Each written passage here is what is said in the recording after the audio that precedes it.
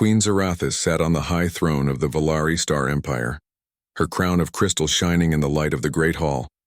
Before her stood rows of nobles, commanders, and scholars, all whispering among themselves about the latest rumors. Outside the grand windows, the stars stretched forever, endless and cold. Yet inside, the queen's thoughts were far away. Stories. Old stories. When she had been young, her tutors spoke of them. Tales of strange beings who had once lived in the galaxy. They were called humans. The legends described them as tall, stubborn creatures with hearts that refused to surrender. Some claimed these humans had fought against impossible odds, winning battles with courage instead of numbers. Others said they were reckless wanderers who challenged empires twice their size. But to Queen Zarathis, those stories were nothing more than children's tales. Every empire had its myths. They were meant to inspire soldiers and workers, not to be believed. After all, in her entire reign, she had never seen a single piece of proof that humans had truly existed. "Your Majesty," spoke General Kravax, one of her most trusted commanders. His voice was strong, his armor polished like silver. "Our frontier scouts have reported unusual readings in the Nerion sector. A derelict vessel has been detected drifting close to a dead star." Zarathis raised one brow. "A derelict? Another abandoned freighter?" Kravax hesitated. "Not exactly. The technology signature does not match any known empire. It is old, extremely old, and," he lowered his voice, "some whisper it may be human in origin." The hall grew silent. Dozens of eyes turned toward the queen. The word human carried weight like a stone dropped into still water. Zarathis's lips curved in a cold smile. "Human? Are we children jumping at ghost stories?" "Of course, Majesty," Kravax replied quickly, bowing. Yet his eyes betrayed a flicker of doubt. For a moment, Zarathis sat still. Her empire had grown powerful by crushing rival fleets and annexing planets. She prided herself on wisdom and strength. But curiosity stirred in her heart. If this vessel truly held forgotten knowledge, it could be valuable. And if it was nothing but an empty hulk, then at least she would prove once more that humans were only myths. "Prepare my flagship," she ordered. "I will see this relic myself." The journey to the Nerion sector took 6 days. The Queen's fleet cut through silent voids, the stars gliding past like watchful eyes. Her ship, the Imperial Radiance, was a masterpiece of engineering. Armored with shimmering shields, armed with lances of plasma, and large enough to carry thousands of soldiers. Zarathis often walked the viewing deck during the voyage. She stood tall, her dark robes flowing, her eyes sharp as blades. She thought about the stories again. Her people had spoken of humans for centuries, yet no record remained of where they had lived or how they had fallen. Some said they had destroyed themselves in endless wars. Others said they had left the galaxy to search for new stars. Whatever the truth, it did not matter now. The Valari ruled the galaxy, not these forgotten phantoms. On the 7th day, the fleet arrived. The dead star loomed ahead, a silent giant whose light had died millions of years ago. Orbiting its cold remains was the vessel, huge, scarred, and ancient. Its hull was pitted with craters, its once shining metal now dark with rust and dust. Yet somehow, impossibly, faint light still flickered within. Gasps filled the command bridge as the officers stared at the ship. "It was unlike anything they had ever seen. It is beautiful," whispered one of the navigators. "It is fragile," Zarathis said coldly, "like a relic that should have crumbled long ago. Dock us with it. I will board personally." The Queen and her guards crossed the void in sleek shuttles entering the silent giant. The air inside was thin but still breathable, a miracle in itself. Shadows stretched across long corridors. Strange symbols and letters marked the walls, unfamiliar to the Valari but written with a firm, purposeful hand. Zarathis's steps echoed as she moved deeper. She brushed her hand across a console, its screen cracked yet glowing faintly with alien code. "Old, but not dead," she murmured. Her guards searched the rooms one by one, reporting old machinery, broken weapons, and silent halls. No signs of life. Then they reached the central chamber. At its heart stood a large capsule, glass cracked but intact. Within it lay a figure. Zarathis froze. The being inside was unlike her kind. Broad-shouldered, pale-skinned, dressed in faded armor. Its eyes were closed, but the chest rose and fell slowly, steadily. It was alive, her guards gasped. "Impossible." Zarathus stepped forward, her eyes fixed on the sleeping figure. The stories returned to her mind. Tales of warriors who never bowed, who stood against the tide. She remembered laughing at them, calling them foolish myths, and yet here before her lay proof. "Wake it," she ordered. The technicians obeyed, pressing symbols and controls until the capsule hissed. The glass slid open with a sharp crack and cold mist poured out. The figure coughed, his chest heaving as air rushed into his lungs. Slowly his eyes opened, piercing, determined, and strangely calm. He sat up, scanning the faces around him. "Where am I?" His voice was deep, firm, though weakened from long sleep. Zarathus straightened, lifting her chin. "You are aboard your ship, stranger. I am Queen Zarathus of the Valari Empire, and you are no myth, are you?"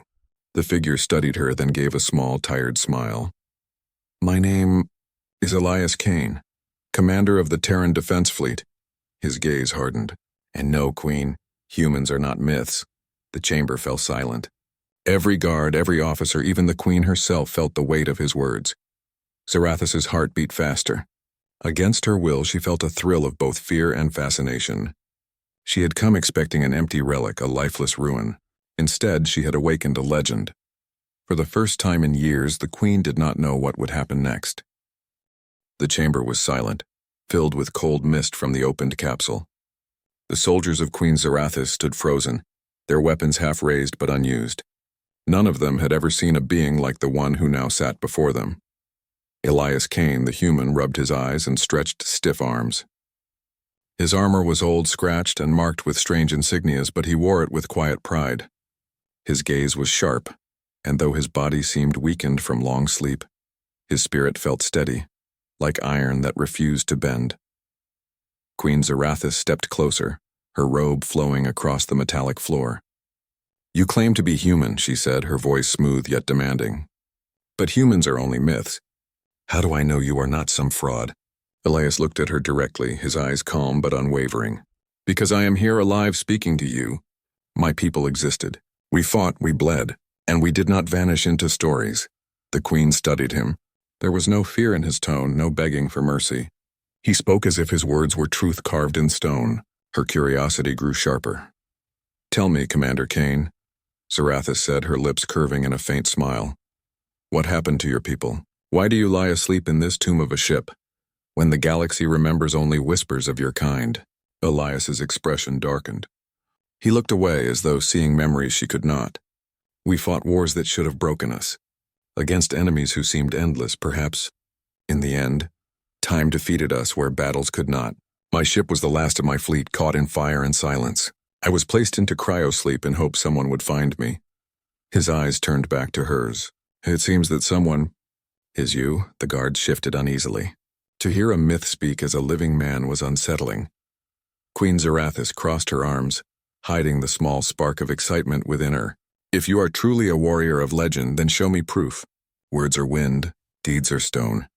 Before Elias could answer, alarms echoed through the derelict ship. Red lights flashed, and the Queen's wristcom hissed with urgent voices. "Majesty," shouted a captain from her fleet. "A band of raider vessels has entered the system. They are approaching your position. We cannot hold them off long without your command."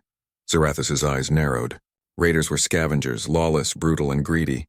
They had no respect for empires or crowns, yet they often traveled in swarms, overwhelming their prey with speed and chaos. She turned to her guards. "Prepare the fleet. Hold them until I return." Elias stood, his legs stiff but steady. He looked at the Queen. "Let me help." Zarathus laughed softly, though it was not mocking, it was almost curious. You just woke from centuries of sleep. You are alone, without an army, without a weapon fit for this age. What could you do?" Elias straightened, his tired frame carrying the weight of unshaken pride. "I can fight. I can lead. That is what humans do." For a moment, the Queen stared at him. His words carried no arrogance, only certainty. Something inside her, long hidden, stirred, an ancient feeling that she could not name. "Very well," she said at last. "Show me then. Show me what your people were." Back aboard the Imperial Radiance, the Queen's flagship, the atmosphere was tense. Her fleet was forming defensive lines near the derelict ship, ready to intercept the raiders. The enemy force soon appeared on the edge of the system, dozens of jagged, fast-moving vessels painted with the colors of plunder. Her generals shouted orders, but confusion spread. Raiders moved unpredictably, never fighting like disciplined soldiers. They swarmed like insects, overwhelming order with chaos. Elias stood beside Zarathus on the command bridge. His eyes tracked the enemy formations with sharp focus. "They are trying to draw your ships apart," he said quietly. "If you break formation to chase them, you'll be cut down one by one." The queen frowned. "You speak as if you know their minds." "I've fought worse," Elias replied simply. The queen's generals bristled at his presence. One, a tall officer named Veyrath, snapped, "This outsider dares to lecture us? Majesty, allow me to silence his arrogance." But before Zarathus could reply, Elias stepped forward, pointing at the star map. His voice rose clear and commanding. "Do not chase them. Tighten your line. Force them into a funnel here." He tapped the map, highlighting a narrow channel between two asteroid fields. "They'll rush in to break your wall. That is when you strike with everything you have. Cut off their retreat. Trap them in their own chaos." The officers hesitated. His plan was unorthodox, risky. Yet his tone carried authority they could not ignore. Zarathus studied him carefully. His eyes did not waver. For reasons she did not fully understand, she felt the urge to trust him. "Do as he says," the queen ordered. Her generals obeyed reluctantly, shifting the fleet into the formation Elias had described. Moments later, the raiders attacked. They swarmed like a storm, racing toward the Valari ships with reckless speed. Their first wave met the tightened defense line and crashed against it like waves against rock. More raiders poured in, thinking they could overwhelm through sheer numbers. Then the funnel closed. Valari warships fired in perfect unity, their plasma lances burning bright as suns. The raiders, trapped in the channel, could not escape. Their speed turned against them, slamming them into each other as the Queen's fleet struck from all sides. On the bridge, officers gasped as enemy vessels exploded one by one. The chaos of the raiders became their prison. Within minutes, what should have been a crushing swarm turned into a desperate retreat. Elias stood tall, arms folded, watching calmly as the battle shifted. When the last raider ship fled into the void, silence filled the command bridge. Then slowly, her officers turned to stare at the human. Queen Zarathus's gaze lingered on him, unreadable. "Impressive," she said at last. Elias shook his head. "Not impressive, necessary. Raiders fight with chaos. To defeat them, you must bring greater order.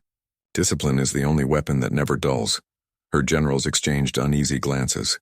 They had studied war for decades, yet this outsider had turned certain defeat into swift victory with a few words. Zarathus rose from her throne-like command seat. She walked toward Elias, her eyes fixed on him. "Perhaps you are not merely a relic, Commander Kane. Perhaps there is truth in these legends after all." Elias met her gaze. "Legends don't win battles, Queen. People do." For the first time in many years, Zarathus felt unsettled. She had ruled through power, fear, and unquestioned command. Yet this lone human, armed with nothing but his mind and his voice, had swayed her fleet and saved her empire's pride. And in her heart, a whisper grew louder. If one human can do this, what were they all capable of?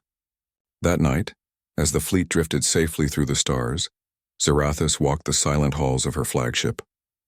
She thought of the stories she had mocked as a child. Warriors who stood unbroken, who fought with courage instead of numbers. She had always believed such tales were lies, but now she had seen one. Elias Kane was no story. He was real, and his presence was already changing everything. The fleet returned from the Nerion sector carrying silence and wonder. The soldiers whispered in the corridors, and the officers exchanged doubtful glances. A human warrior, a creature they had only heard of in bedtime stories, now walked among them as if he had stepped out of a dream. Queen Zarathus sat in her private chamber, staring into the endless stars. Her empire had always been firm, her rule unquestioned. She had fought wars and crushed rebellions, yet never before had she felt her world shift so quickly. One man had changed the way her soldiers looked at battle. She remembered his words on the command bridge. "Legends don't win battles. People do." The phrase echoed in her mind, sharp as a blade. Elias Kane spent the next days aboard the Imperial Radiance, moving quietly but with purpose. Though he was a stranger, the soldiers found themselves drawn to him. He spoke to them not as a commander above them, but as one of them. He asked about their families, their homes, and their fears. He listened when others only gave orders. In the training halls, he sparred with them using simple wooden staffs. His movements were slower than in his youth, but his skill was undeniable. Every strike was precise, every block perfect. Even the strongest Valari warriors found themselves disarmed by his steady rhythm. "You fight as if the staff is part of you," one soldier muttered in awe. Elias only smiled faintly. "A weapon is only wood or steel. The spirit behind it makes it strong." Word of his training spread quickly. Soon soldiers who once laughed at the myth of humans now sought to learn from him.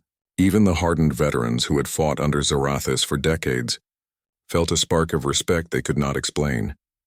But not everyone welcomed him. General Veyrath, the officer who had doubted Elias from the start, grew more bitter with each passing day. To see his soldiers looking to the human instead of him felt like betrayal. "He weakens discipline," Veyrath told the Queen during a council meeting. "They follow him because of stories, not because of law. This will break the chain of command." Zarathus listened in silence, her hands folded. She knew her general's pride was wounded, yet she could not deny what she had seen. The raiders had been crushed not by luck, but by the human's strategy.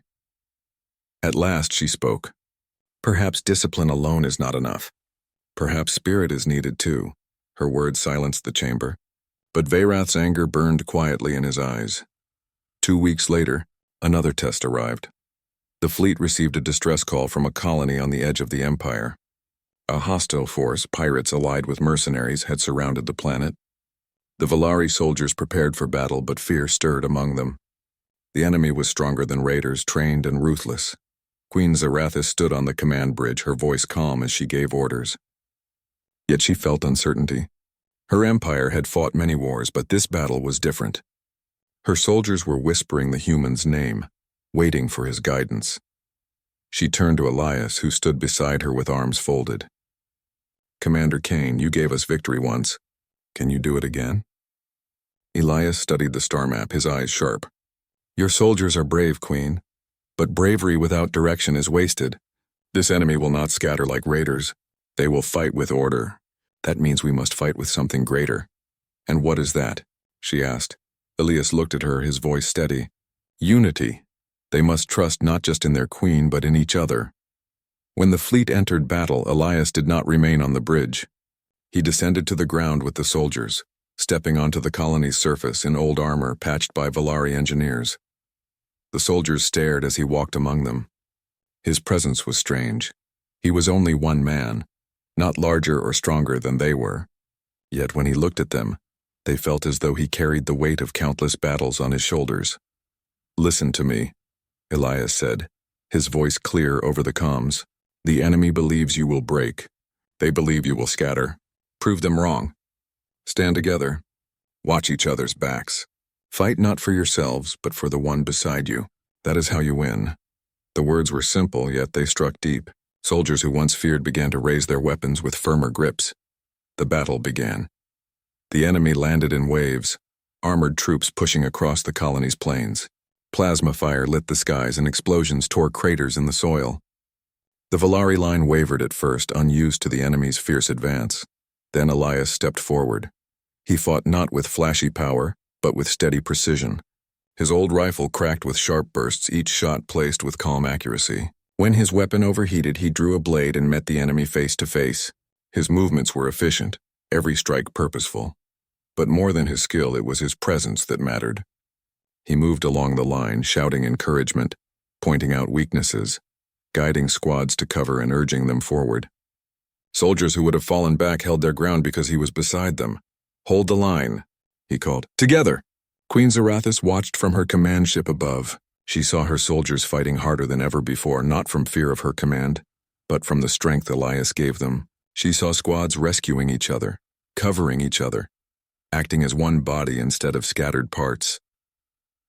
Hours passed, the battle raging without pause, but slowly the tide turned. The enemy, expecting fear, found only stubborn unity. Their advance broke against the Valari defense like water against stone. At last the hostile force retreated, their ships fleeing into the void. Cheers rose across the battlefield. The colony was safe.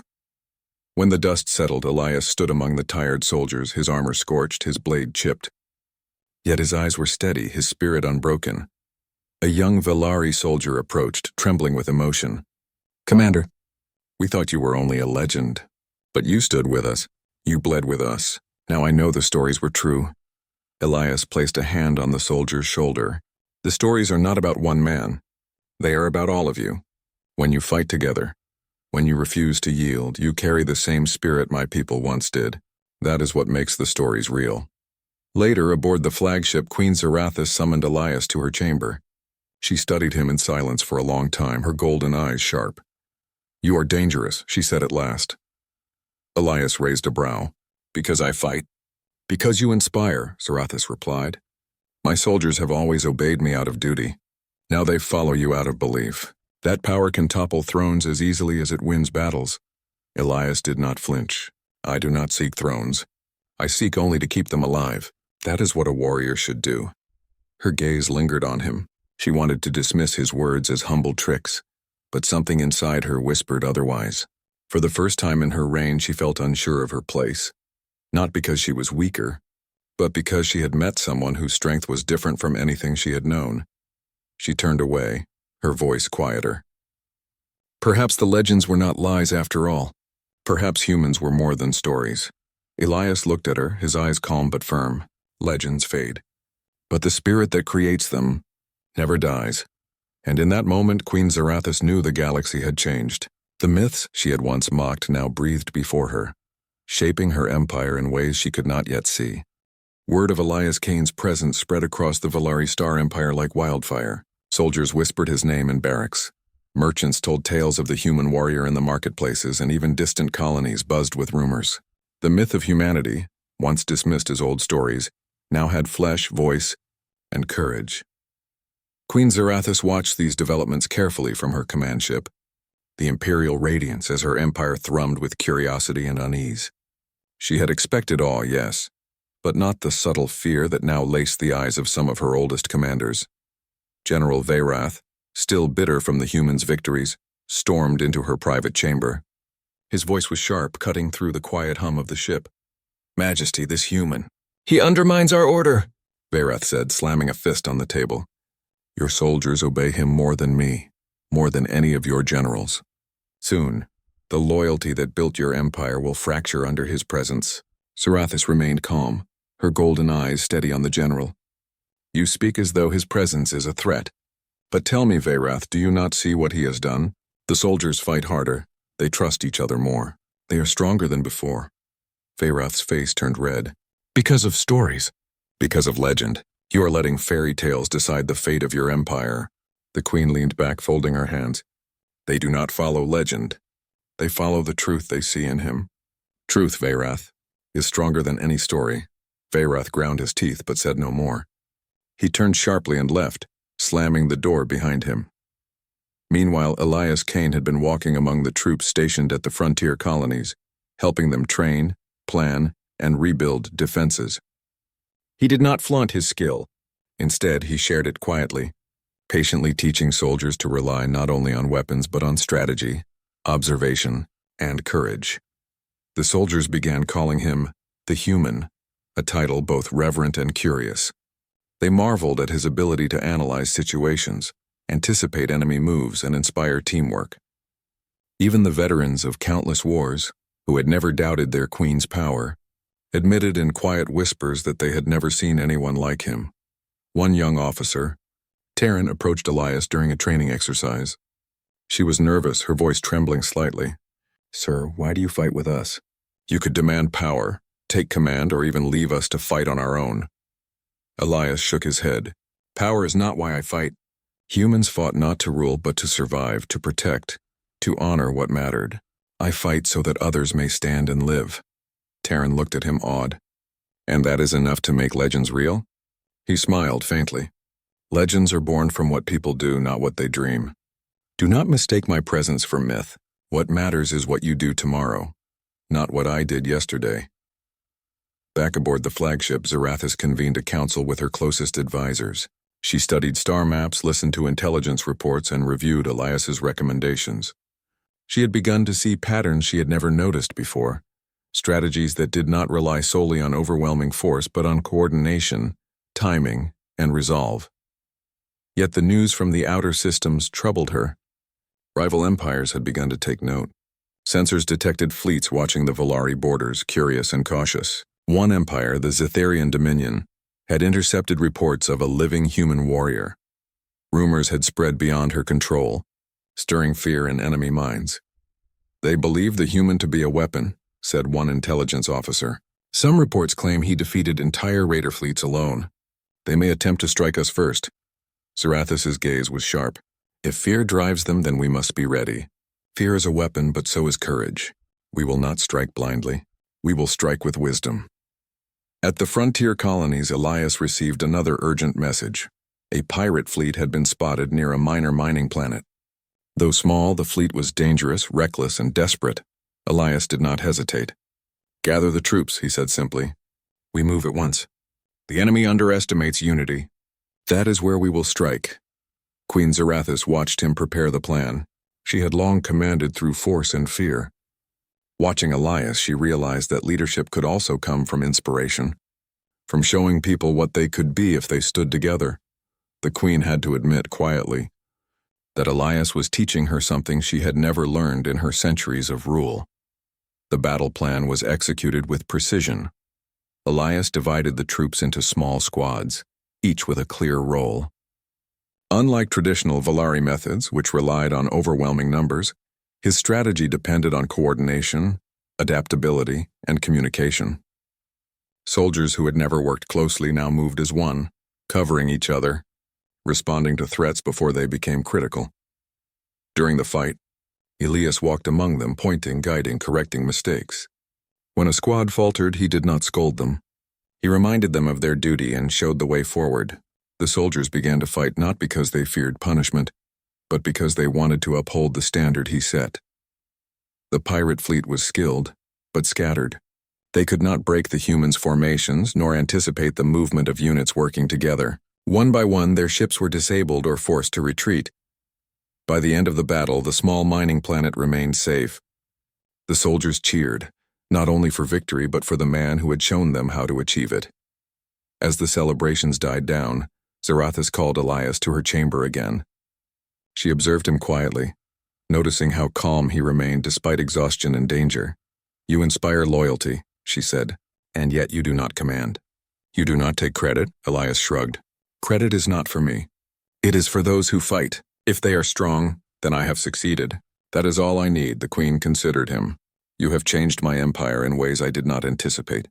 My generals whisper your name with both fear and awe, even I feel differently about leadership now." Elias's eyes met hers. "Strength is not only in command or power. Strength is in the people, their courage, their willingness to stand together. Legends only matter if people live them." Zarathus felt a shiver run through her. She had faced countless enemies, defeated rebellions, and ruled empires. Yet the words of one human shook her more than any army ever could. In the weeks that followed, Elias continued to train and guide the soldiers. The empire's morale soared. Generals who had doubted him were forced to reconsider their strategies. Soldiers who had once feared the unknown now looked to him for guidance. Even Veyrath, though reluctant, began to see the truth. He caught a glimpse of Elias directing a squad with nothing but calm words and precise actions. The old officer felt an unfamiliar respect, begrudging but undeniable. Meanwhile, reports from distant systems hinted that rival empires were reconsidering attacks. The legend of the human warrior had spread far and wide, and fear now worked in Volari's favor. Yet Zarathus knew that power alone would not ensure safety. The true strength lay in the unity Elias had built, the courage he inspired, and the quiet knowledge that even one human could make a difference in the vastness of space. That night, Queen Zarathus walked alone on the observation deck. The stars were calm, yet her thoughts were turbulent. She had dismissed humans as myths for centuries. Now, she faced the reality that one human warrior had shown her empire what it could become. Elias Kane had proven that courage, strategy, and leadership were not matters of species or technology. They were matters of spirit. For the first time, Zarathus felt both fear and admiration. Fear because legends could ignite change beyond control. Admiration because she had met a being who reminded her what true strength could be. And she knew without doubt that the galaxy would never be the same. The Volari Star Empire buzzed with anticipation. Across its vast reaches, every colony, every outpost, every soldier knew the tale of the human warrior, Elias Kane. His victories had already become legend, and whispers of his courage reached even the most distant borders. But a new threat loomed, one larger, more organized and more dangerous than any raider fleet or pirate band. The Zetherian Dominion, a rival empire long envious of Volari power, had amassed a fleet to challenge Queen Zerathis. Intelligence reports predicted a devastating attack on the empire's heart, expecting a quick victory over what they assumed would be an unprepared force. Queen Zerathis stood on the bridge of her flagship, the imperial radiance staring at the incoming fleet. Her golden eyes, sharp and calculating, studied the enemy formations. Thousands of ships moved with mechanical precision, weapons gleaming like stars themselves. Beside her, Elias Kane adjusted his armor, worn but steady. "They are strong but predictable," he said quietly. "They rely on fear, not flexibility. We will turn their strength against them." Zerathis studied him. "You have done this before with smaller fleets. But this is a challenge unlike any other. Are you ready to lead?" Elias met her gaze with calm confidence. "Lead, yes. But we win because everyone fights together. Not because I am here," the queen nodded. She had learned that the human was not only a fighter but a teacher of courage, trust, and unity. And in that lesson lay the key to victory. The battle began at dawn. Volari ships surged from hidden positions, forming defensive lines as Elias had instructed. The Zetherian fleet advanced with deadly speed, expecting disarray and panic. Instead, they met order, precision, and relentless coordination. Elias moved among the troops via holocom, issuing instructions and guidance. Every squad had clear roles, every officer understood the strategy, and every soldier knew when to trust their neighbor. Volari units covered each other seamlessly like parts of a single living organism. The enemy struck with overwhelming force, but the Volari line held firm. Mines and traps prepared by Elias disrupted the initial assault, forcing the Zetherian ships into narrow channels where their numbers counted for less. On the battlefield, Elias stood at the forefront of a critical ground engagement. Zetherian forces had landed on a key colony, expecting the defenders to fall quickly. The Volari soldiers, disciplined but untested under such pressure, wavered. Elias stepped forward, calm but commanding. "Focus on the one beside you," he shouted. "Watch their back. Move as one. The enemy expects chaos. Give them order." He joined a squad under heavy fire, fighting not as a lone hero but as part of the group. Each move was precise, every strike deliberate. He coordinated attacks, redirected troops, and reinforced weak points in real time. The soldiers fought with renewed energy, inspired not by fear or orders but by the presence of a warrior who had fought impossible wars and lived. In the void above, Zerathis commanded the fleet. Her eyes tracked both her ships and the enemy. The battle was fierce, but the human strategy worked. Enemy formations fractured, their coordinated strikes broken by unpredictable yet calculated responses from Volari forces. The tide of the battle slowly turned. Enemy ships were forced into vulnerable positions, their leaders unsure and panicked. The once confident Zetherians now scrambled to survive, and Volari forces pressed the advantage. Hours passed, and the fighting continued without pause. At a critical moment, Elias spotted a Zetherian dreadnought advancing toward the colony's main power station, a strike that could destroy the planet. He acted swiftly, gathering a small squad of elite soldiers and leading them directly against the massive ship. "Stick together," he commanded. "We take it down as one or we fall as one." The squad followed without hesitation, covering each other, moving in perfect coordination. Despite the enemy's size and firepower, Elias led them with calm precision. They reached the dreadnought, planting explosives and coordinating a diversion. When the charges detonated, the enemy ship erupted in fire, its destruction preventing disaster for the colony. Zerathis watched the operation unfold. She could not help but admire the human's calm focus under impossible pressure. The soldiers had followed him not because of fear, but because they believed in him and in each other. By nightfall, the battle ended. The Zetherian fleet, shattered and demoralized, retreated into the void. Volari forces cheered not for victory alone, but for the courage and unity that had made it possible. On the colony's surface, soldiers lifted Elias onto their shoulders, celebrating not a myth, but the man who had walked among them fought beside them. and taught them the meaning of true bravery. Queen Zarathis arrived moments later, stepping down from her command ship.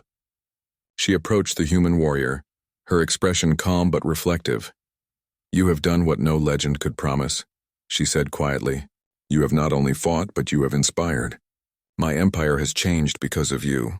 Elias looked at her, weary but steady. "I did nothing alone.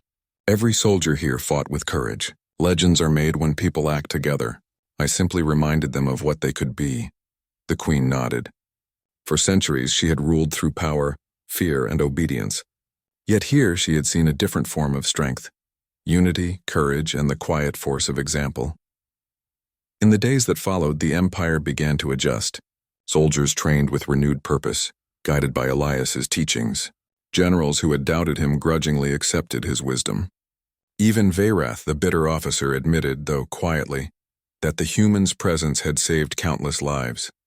Rumors of Elias Kane reached every corner of the galaxy. Some whispered in awe, some in fear, and some with disbelief. The legend of the human warrior had grown, yet he remained humble, teaching others rather than claiming glory. Queen Zarathis watched him quietly from her chamber. She realized that humans were not merely warriors.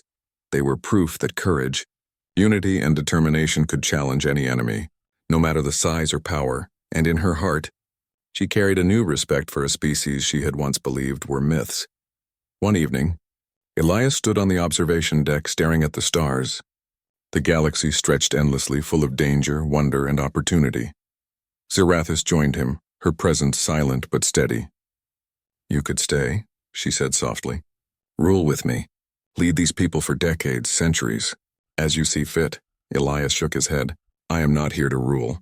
Humans survive by teaching, by inspiring, by reminding others of what they can achieve. My time here is done when my lessons have taken root. The rest is up to them." The queen studied him, her expression thoughtful. "And yet you have left a mark no empire could erase." He smiled faintly. "Perhaps. But the mark is not mine alone. It belongs to everyone who stood together and refused to yield." As the stars shone above, the queen felt a quiet understanding. Legends did not need to be believed. They needed to be lived. And for the first time, she knew that one human had not only lived a legend, but had made it real for an entire empire. The galaxy was vast and dangerous, yet in that vastness, hope now walked beside courage, and unity had found a voice. Queen Zarathis turned away from the observation deck, leaving Elias to the stars. She knew the story of the human warrior would be told for generations, not as myth, but as proof. Proof that even in the darkest reaches of space, one being could inspire a galaxy. And in the quiet that followed, the empire slept safe, taught, and changed forever.